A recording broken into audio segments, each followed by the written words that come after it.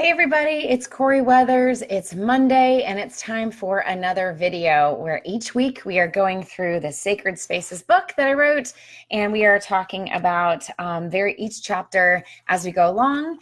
And I'm going to, as usual, just go in real quick while I'm waiting for everybody to jump on, and I'm going to share it into the Life Giver group where we have lots of other people that are actually going through the book club. And in that Facebook page, I'm actually sharing some really fun behind the scenes pictures and videos that that didn't make it in the book, honestly, and that didn't make it out for a really long time. And so it's actually been really fun for me to go back and look at old pictures and videos from the trip, because there's so much that I forgot. And so if you're wanting to get some of that behind the scenes stuff, then you're gonna have to join the Life Giver group, because I didn't want to really flood this page with those of you who are not necessarily doing the book club. I didn't want to flood this page with all of those pictures and videos, but there's a lot of fun stuff that's on that other page. So I'm sharing that real quick. So thanks for bearing with me on that. Okay. So hi, Erin. Speaking of Erin, I just got back from the Chris Kyle Mastering Your Marriage weekend, where I got to work with around close to 30 couples, military and first responder couples that were there to work on their marriage. So my voice is a little bit hoarse. Erin understands why. Erin was there. She's one of our peer facilitators. And we have these great couples that come in and lead small groups for the next 6 months as they work on their marriages. And it's always super exciting to see how much growth happens over those 6 months as couples really dive in and commit to being intentional in their marriage. And so this last weekend was the kickoff for that. So I enjoyed some wonderful time in Texas for that. And I have 3 days of rest before I actually leave on Thursday for our Empowered Spouses Retreat, where we take about 20 military and first responder spouses out to Jackson Hole, Wyoming, and really invest in them there. And so that's really super exciting. So you'll have to bear with me. I got in about 1 o'clock last night and my voice is a little bit hoarse, but it was totally worth it. And I've really enjoyed working with the foundation and pouring into marriages. It's my favorite thing to do, which is what we're going to do a little bit more of that today. So whether or not you have been reading through the Sacred Spaces book with us this summer, I'm trying to do topics every Monday that you could watch this video and it's still maybe speak to something that's going on in your marriage and give you something to really be more intentional with, and maybe grow a little bit yourself and maybe grow a little bit more in your marriage as well. And those of you that are reading through the book with me will totally understand and it will apply to the chapter that you're reading. So to catch you up, if you have been watching the videos every Monday, which, by the way, that reminds me, because I'm going to be on that Empowered Spouse trip this weekend, we actually fly back on Monday. So probably this video will be on Tuesday instead. And so I'll make sure that I post something so that you guys know that I haven't quit on you. It'll just probably be on Tuesday. And I will be even more tired and more hoarse than I am right now. I guarantee that for sure. So this week's chapter is called Visions in a C-17, and it's a really powerful chapter. And if you are reading it along with me, this is where we really get into the meat of the book. And it's a very difficult chapter, and it's a very raw and emotional chapter for us as a couple, for my husband, but also for me as well. For a lot of reasons, and I won't go into all of those reasons in today's video because there's so much that we could cover, and I would really rather cover some things that are going to resonate more for you. But I can tell you, at the point of the trip, when I had the opportunity to travel overseas with the Secretary of Defense back in 2015, on day 2, I had already traveled with them to Turkey and had a really wonderful time visiting with families actually that were assigned and living in Turkey at Incirlik Air Force Base. The second day, I had the opportunity to board a C-17 where we were going to actually go to Iraq. Now, to be really vulnerable with you guys, I have to share that I have, and I struggle with it a little bit less than I used to, and I'm going to tell you why. This story has something to do with it. But I actually have a fear. I actually have a phobia, and it's a very strange, weird one. Actually, I have 2, and Erin can vouch for this.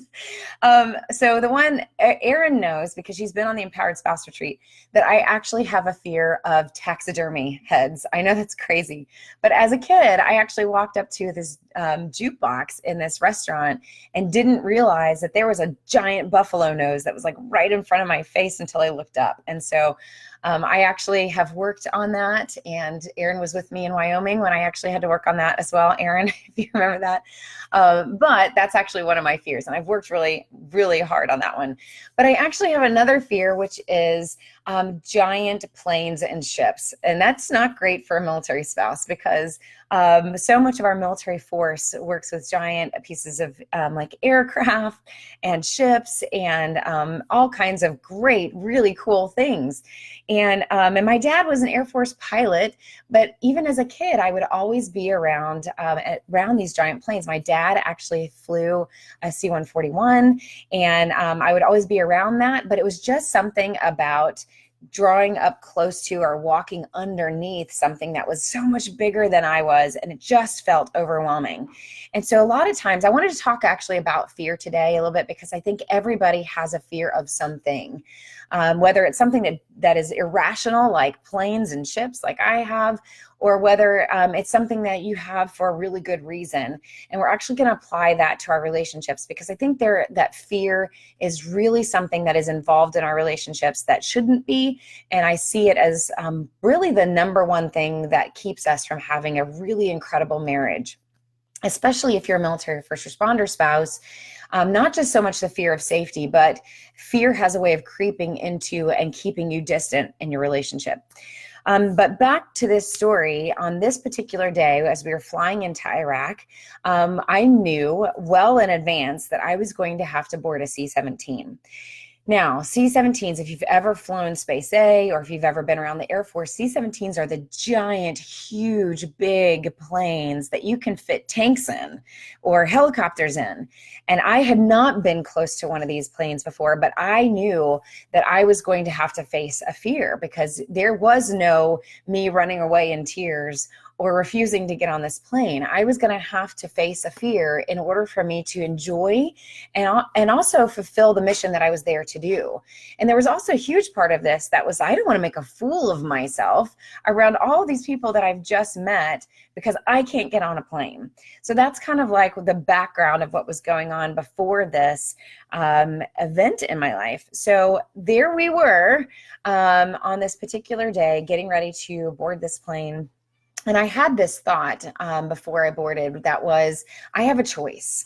I had kind of worked myself up, and anxiety and fear does that as well. A lot of times it isn't the thing itself that we're afraid. It is the time leading up to when we're going to be face to face with that thing that we build the most anxiety for that. So in other words, I had really, in my imagination, worked myself up to a place of anxiety and panic before I even got to the plane.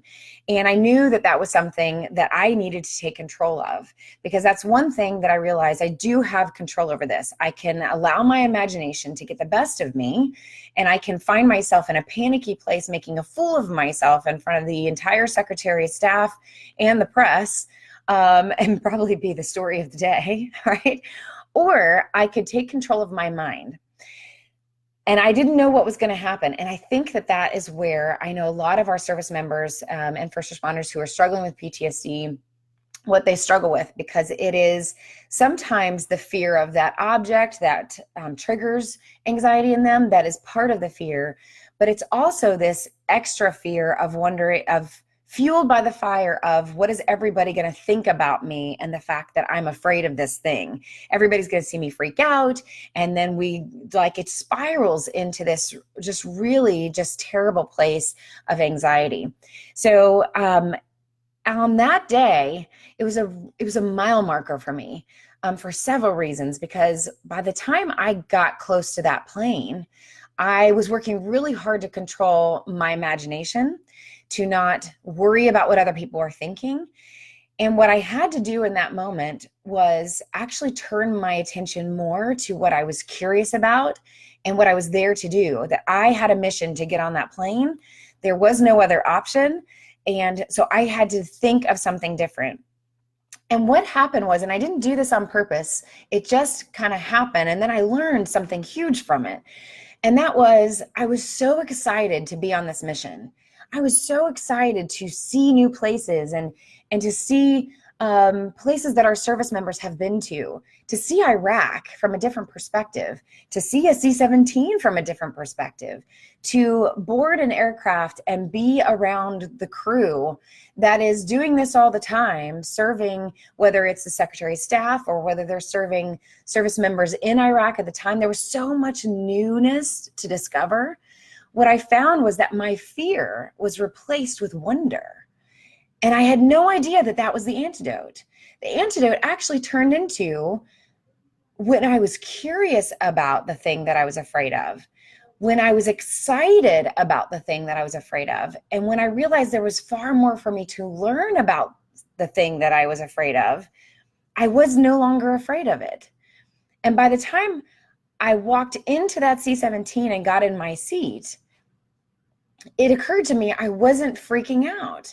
And I was excited. I was surprised, and I was taking in all of this new information, and I was so thrilled by all of it. And by the time I got in my seat, I realized I had faced my fear and I wasn't afraid. And whether it was taking off, and if you're part of the Life Giver group, I actually have film footage of me like sitting in my seat, like everybody else is like typing away on the computers as if this is something they do every day, but not for me. This was a huge day where I had overcome my fear. And I actually took film footage, and you can go back on the page and see it, of me sharing like how cool it was on the inside and my reaction to that. And I was just taking in, like they were putting earplugs in their ears because it was too loud. And I actually wanted to experience it. I wanted to feel the rumble in my chest of how powerful it was on takeoff. And I wanted to hear how loud it was. I wanted to look at everything that was in there. There was a beautiful flag that was hanging up. It was like a 2-story plane on the inside. And even cooler was that there was a spiral staircase that goes up to the cockpit. And next week, we're going to get into my experience of talking with the crew, the flight crew that was actually in that cockpit, which was another one of my favorite moments for a whole bunch of other reasons. But there was just so much wonder to take in. And it changed my life. And in my seat in that C-17, the most remarkable thing happened. Number one, I realized that, wow, I used to be afraid of this and I'm no longer afraid of it. And how did that just happen?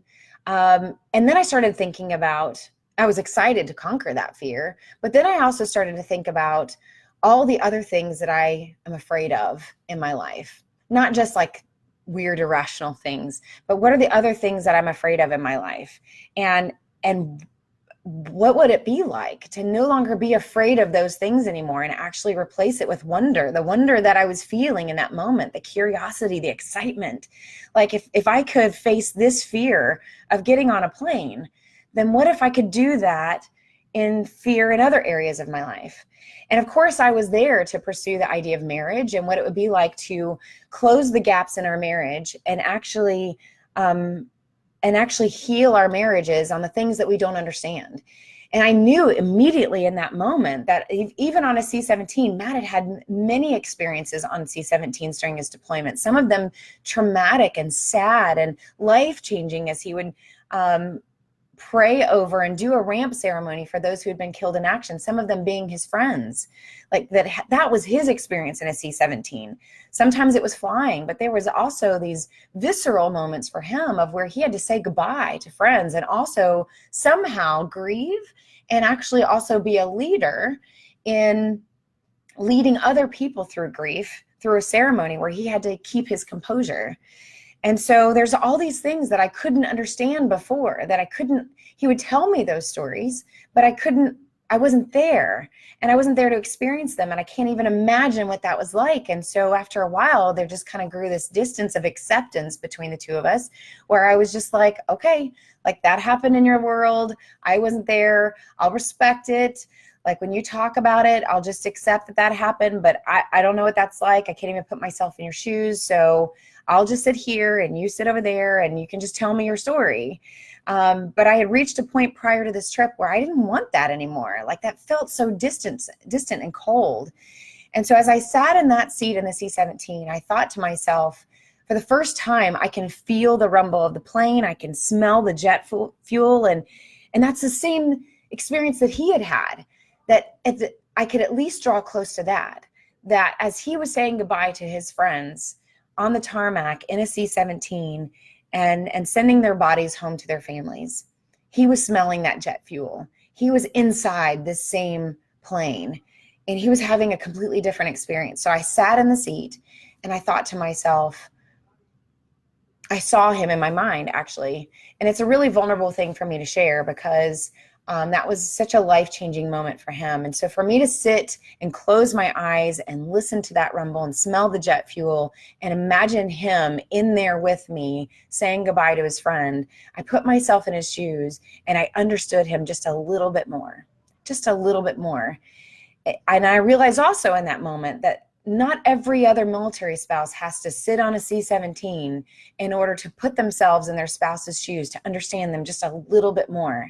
That if I could close my eyes and pause my life just for a moment and put myself in their shoes and feel those feelings, then maybe I would get him just a little bit more.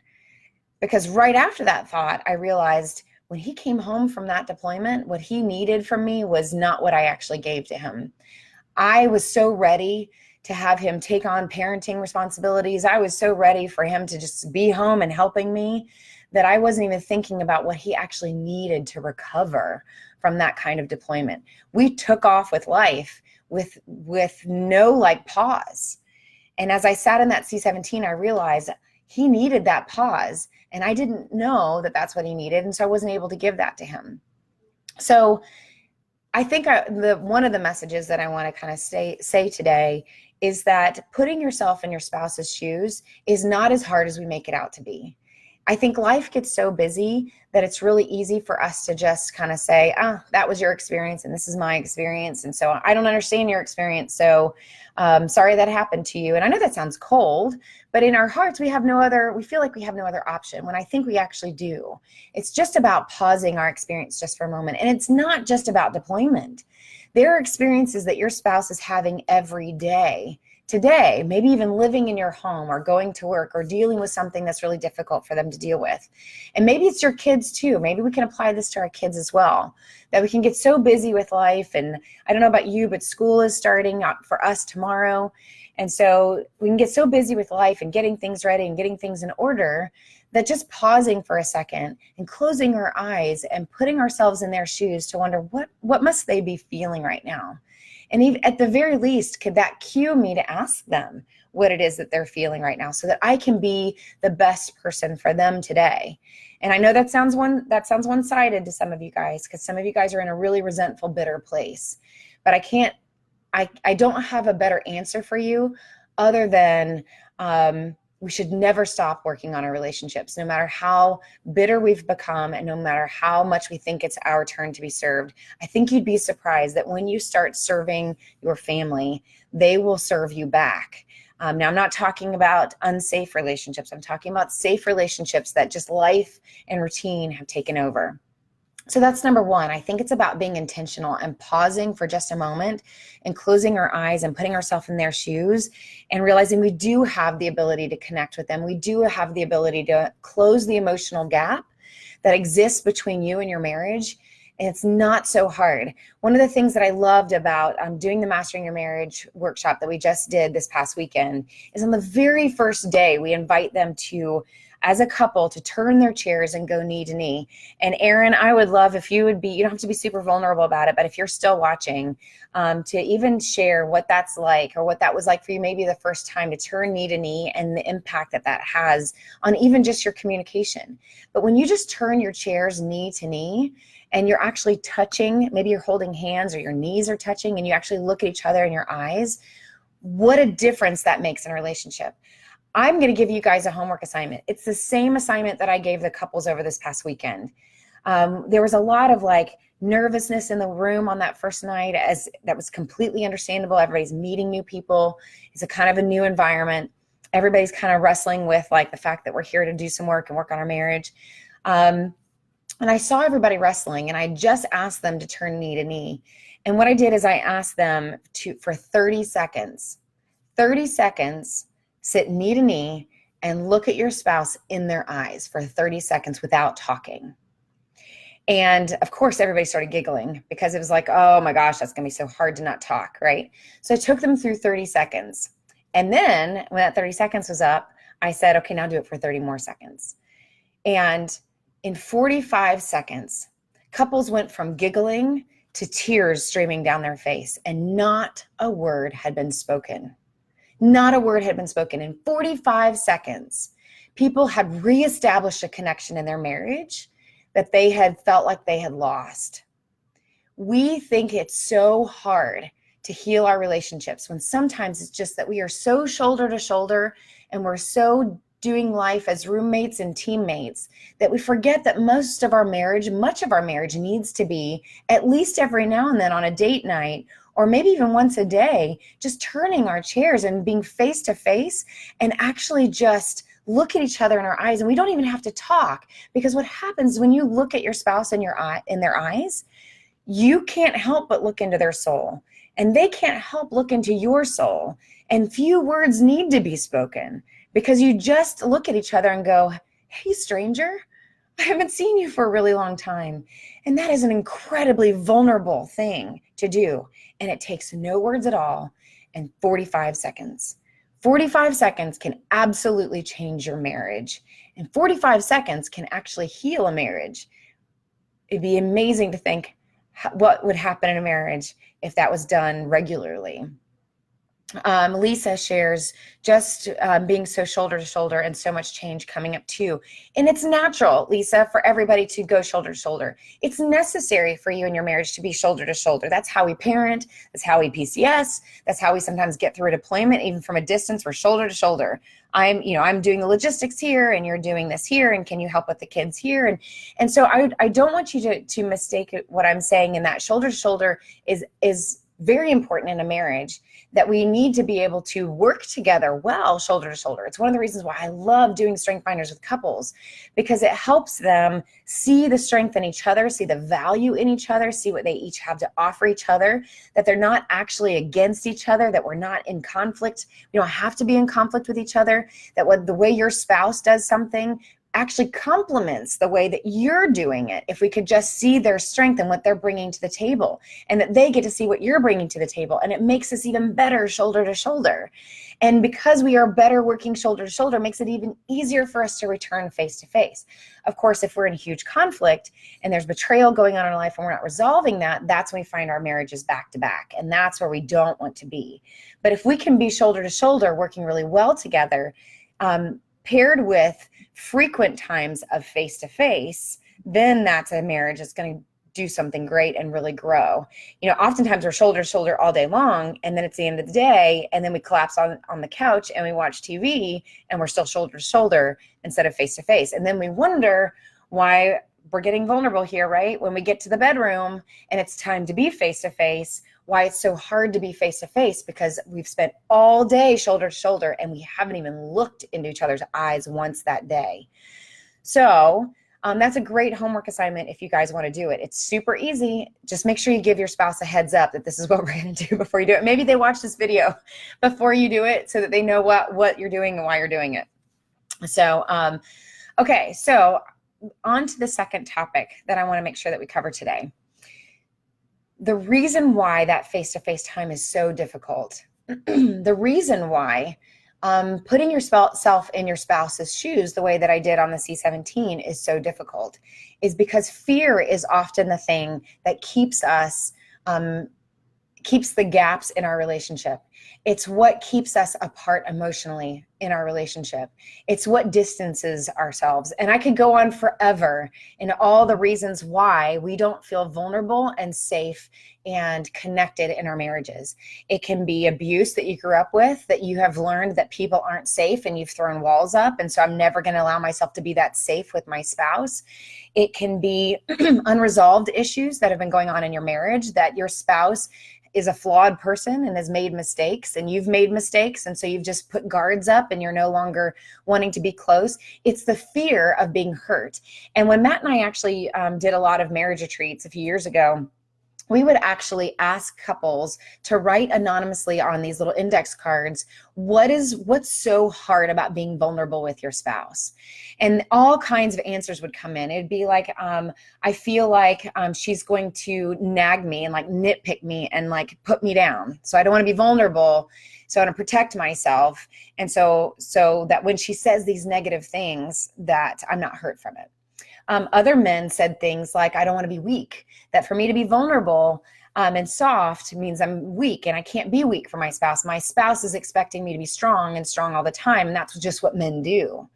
Other men said that it was a fear of failure. They didn't want to fail their spouse. And so they had learned, even just by life, that by being vulnerable, that you're going to fail. And when you mess up, and maybe they've messed up in their marriage too, and then they've gotten so much anger and resentment from their spouse that they don't want to fail again. So I'm just going to like put the guards up, and I'm going to try to be a superhero and get it perfect. And then that way I don't have to be vulnerable and get hurt again, because I'm not being accepted as a flawed human being. You know, for a lot of the women, it was similar answers. It was, people have hurt me in the past. I don't trust people. It's too painful. I don't know how. Being vulnerable is also a sign of weakness as a woman. That I'm afraid that if I put my guard down and I'm vulnerable, that people, or that my spouse is not going to like who I am. That if I really show him who I am, then he's not going to like what he sees. And when we take in all these answers, when it all came down to it, it was fear. Fear is the thing that keeps us apart from our spouse and keeps us from having an intimate relationship with our spouse. And the question is always, why? Why are we so afraid of being vulnerable with our spouse? What are we so afraid of? Like, your spouse is there to be your helpmate for the rest of your life. Your spouse is there to be the person that you've chosen to love. And that fear is going to keep you from experiencing that which you want on a daily basis. You are keeping yourself from experiencing the kind of relationship that you've been wanting. And I know you're probably saying right now, well, I have good reason. I have good reason to fear because they've hurt me. And I don't want to feel that hurt again. And, you know, there's a lot of answers to that, because there's a wide spectrum of ways that I could handle that. And the podcast that I've been putting out lately, some of the episodes will address some of those big extreme things, like what happens if there's betrayal or affair, what happens if there's unsafe things like addiction going on, whether it's pornography or whether it's sexting or whether it's alcohol. Like, there's some big things. Yes, there are some big things that if those big things are happening in your life, then yes, I would expect you to have a little bit of a wall up until that trust is earned back. But if that's not happening in your life, and it's just the fact that your spouse is just a flawed human being that's hurt you, that's part of life, and that's part of marriage. And yes, it doesn't feel good to be hurt, but it also doesn't feel good to be lonely and alone in your marriage. And so the sooner we get used to the fact that we are married to a flawed person and that they are also married to a flawed person, the sooner we can bring our guard down and we can start accepting them for who they are and showing them that, hey, I need you to be vulnerable, and I love when you're vulnerable, and that's not a sign of weakness. Is it hard? Yes. Is it painful to be vulnerable? Absolutely. Is it worth it? Every time. Every time. If couples can sit knee to knee, look into each other's eyes for 45 seconds and experience connection without being hurt, then I think that we're on to something. So I have a couple of comments going. Babette is saying, for me, it is appearing weak because so often the entire burden is on my shoulders, and to appear weak might mean that I can't do it all. Absolutely. And Babette, as military spouses, right, this is our biggest problem. Our biggest problem is that we have wrestled life into submission because we need to control it, and we're holding down the home front. And what I express in that chapter of the C-17 chapter is that Matt, having experienced death and losing his friends, came home with a carpe diem mentality that life is short, we should live it, like, let's be spontaneous. And that's what clashed for us as a couple, that I needed to be strong and have it all together, not feeling like we can be spontaneous and that I'm going to mess up. But the truth is, and Babette, I know you've been married for a while, and so you understand this too. The truth is that we don't have to be superheroes. Like, yes, I am a huge Wonder Woman fan, if you haven't noticed. I'm a huge Wonder Woman fan, and so is Babette, by the way. And so all of us want to be superheroes. But if you study superheroes, the best thing about superheroes is that they all have a weakness. And they have to learn to embrace that weakness in order for them to be the superhero that they've been called to be. It's not being a superhero is not about being perfect. It's about embracing fully who you are, flaws and all, weakness and all, your full story, your full narrative, knowing that well, knowing how it can trigger you and bring about pain, how it can make you feel weak, knowing because of that what you're good at and what you're not good at, and being able to communicate that. But you have to be fully present and fully aware of who you are, weaknesses and all, in order to live out the strength of what you're called to do. Being a superhero and being in a marriage is not about being perfect. And if you are trying to be perfect, and if your spouse is trying to be perfect, you are missing out on the opportunity to be vulnerable and allow yourself to sometimes be a failure. You know, that's what it comes down to. You can't control your spouse. You can control yourself. You can control your own level and willingness to be vulnerable. To be able to go to your spouse and say, I messed up today. I could have done this for you today and I didn't. I didn't show up for you. And will you forgive me for being flawed? And then I'm going to work on that thing that you've been asking me to work on for a really long time. And forgive me. Will you forgive me for having not worked on it for this long? All of you know there's that one thing that you're supposed to be working on in your marriage right now. It's that one thing that you know, if you worked on it, it probably would make improvements in your marriage. And for whatever reason, you're not doing it, whether it's fear of failure, whatever, it could be anything, right? But if you know it's the right thing to do and you know you need to be working on it, why aren't you doing it? Is it a fear of failure? Is it a fear of being weak? Is it resentment that you don't want to take a turn because you feel like it's their turn and you've worked too hard and it's now their turn to work hard?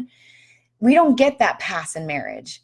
If we're just, like I said in that last video, I don't know if it was the last one or the week before, but if we're standing in the corner and we're not joining the fight, then we are just as responsible for the lack of emotional safety and connection that's happening in our marriage. You have to get in the fight. You have to fight for the marriage. And that starts with you being vulnerable enough to go, I'll go first.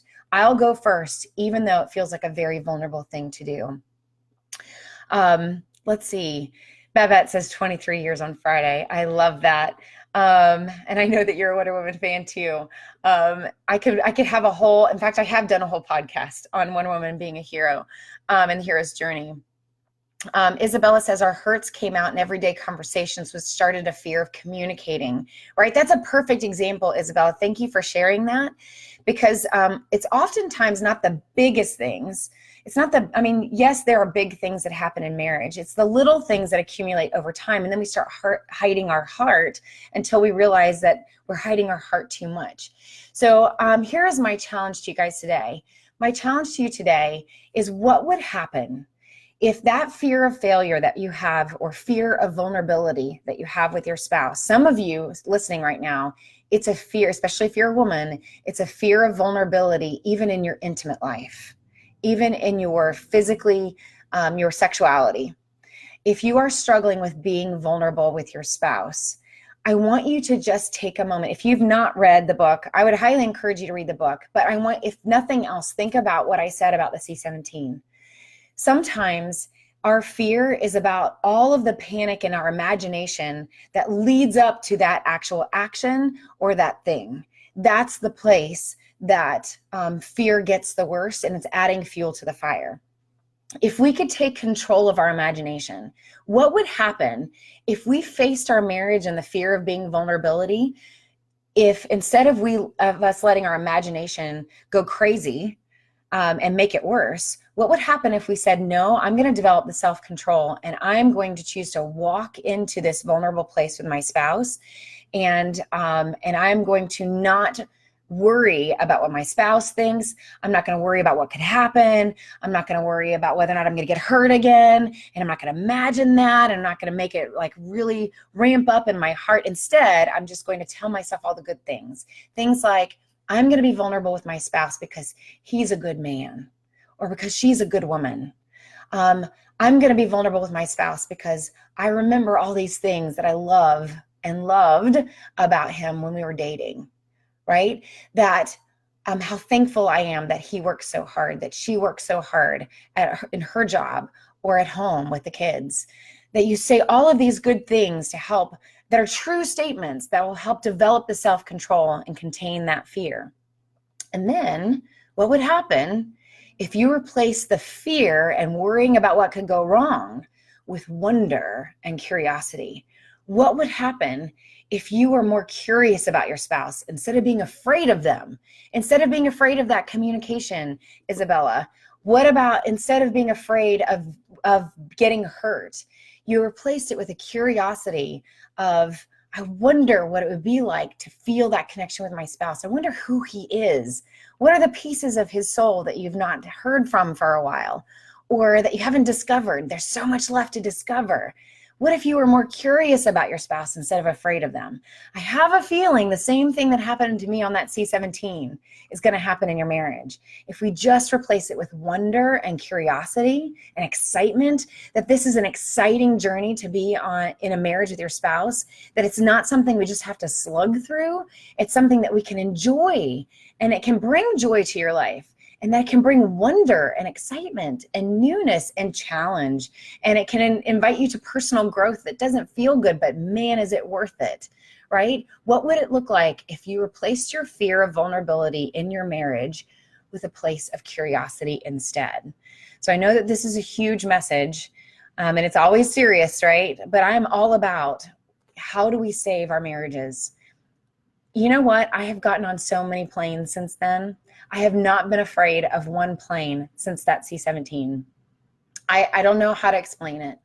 Part of it, I could rationalize it in my head from a clinical perspective.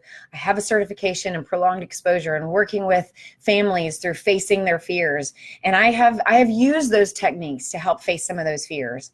But the thing that healed that fear and that phobia in me is that one thing. I just switched it from an imagination of fear to a place of curiosity, and it made all the difference in the world. So I hope you guys have a great day. I hope you have a great week. If you've not joined the book club, I would love for you to join me. It's really getting good at this point. There's lots of supplemental stuff I'm going to be pushing out in the coming weeks, behind the scenes pictures and videos, questions for you to talk about as a couple, questions for you to process yourself as you go along. There's going to be podcast episodes that go along with the book. There's people that I've interviewed that are in the book.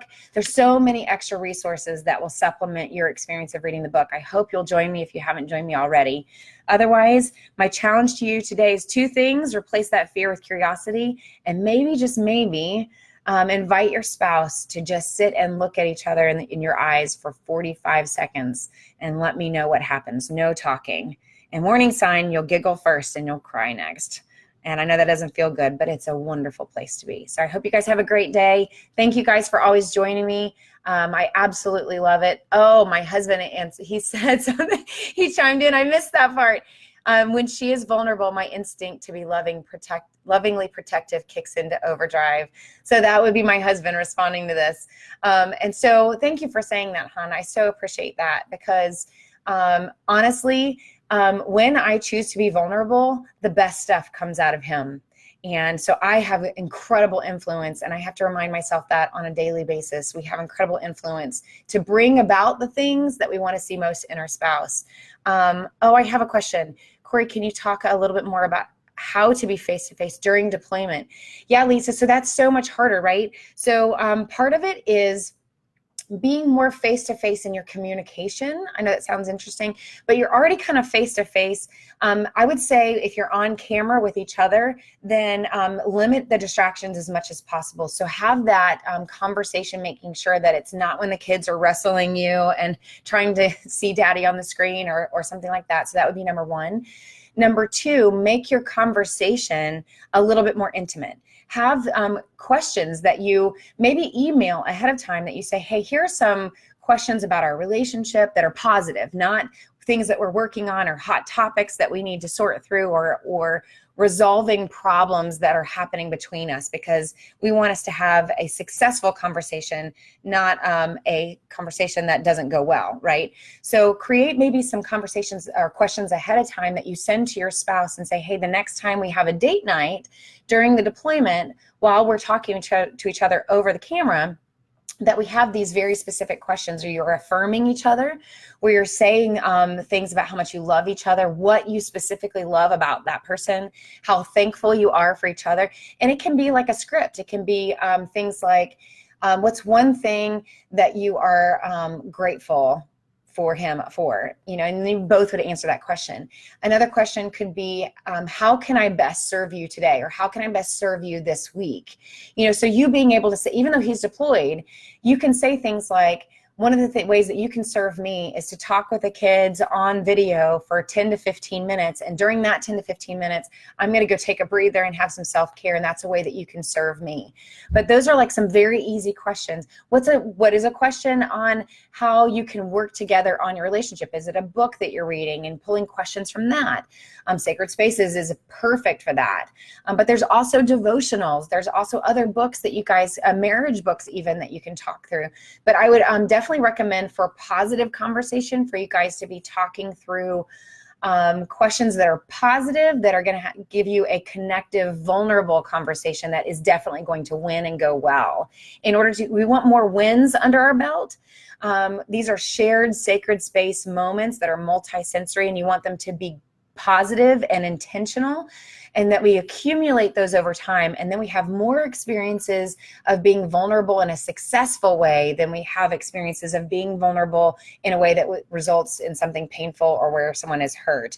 So we want to accumulate those successes so that by the end or after a while, we're saying, it is worth it for me to be vulnerable with my spouse. Not every time I'm vulnerable with my spouse, I feel hurt. So get some of those successes in. Okay, so I think I covered all those questions. Thank you guys for the questions. I love questions, because I really want to know what you guys want to hear. So shoot me those questions, and I'll do my best to be able to answer those ahead of time. And maybe what I'll do is I'll put out for next week's video some questions ahead of time, and you can turn those in, and then we'll unpack whatever it is that you asked me about, and it'll be a little bit more intentional for that video too. Thank you guys so much for joining me. I hope that this was helpful and encouraging to you, and I'll see you guys next week on Tuesday, not Monday. Thanks so much. Bye-bye.